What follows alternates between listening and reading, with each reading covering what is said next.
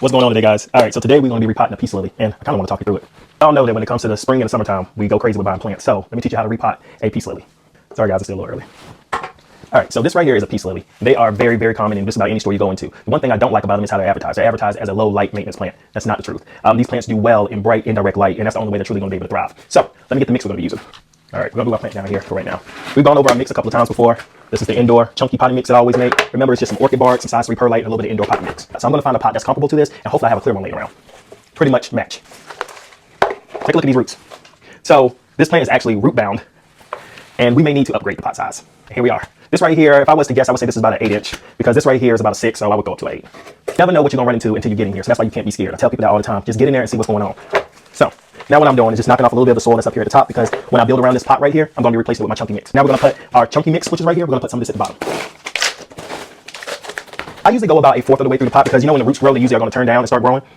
And we want to make sure we're good. We place that in here, as you can see, that we're right here at the base of the pot in here, and that's perfect. Now what we're going to do is start filling this around. These roots up that are around here, and I'll gently just go around here and just to kind of get them going. But I'm not going to disrupt this plant. I believe it'll do perfectly fine once it has the soil, it'll figure life back out. If you want to, as you're putting your mix inside of your pot, be sure that you're giving it a shake or a simple tap, just to make sure that soil is going around the whole pot and getting distributed even. We don't want a plant to be leaning to the side, left or right. And that also has a lot to do with when you water your plant. If you haven't noticed that water starting to drip out the side just one way and the other side isn't getting moist, then you got some dead space going on in there dealing with your plant. And the best thing to do is kind of try to get in there, repot, squish, do whatever you need to do, or you can soak that plant. That will help get the plant fully rehydrated, and hopefully that moving forward, you won't have any dry parts in there, because your whole plant needs to be watered, guys, just not the left or the right. It's looking good. Next thing I'm gonna do is run some super thrive through it. Right, so you definitely want to have your water be room temperature. Don't put cold water in there. You're gonna shock your plant. So our next ingredient we're gonna be using, you can use moon juice or you can use super thrive.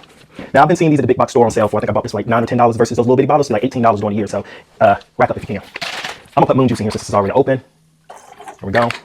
I have my watering tray, and now what I'm gonna do is just go around and water the plant evenly.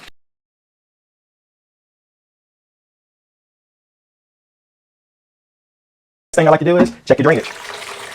If it's draining like that, guys, we're in good business. Now, what I'm gonna go ahead and do, since these are brown and all this, I'm gonna go ahead and just cut this because we don't need it. Now you see I have one of these right here, so all I'm gonna do is just cut down as low as I possibly can. And now we're hoping that this plant is gonna be able to wake up, and hopefully I have a nice update to maybe get to you tomorrow. Y'all take care.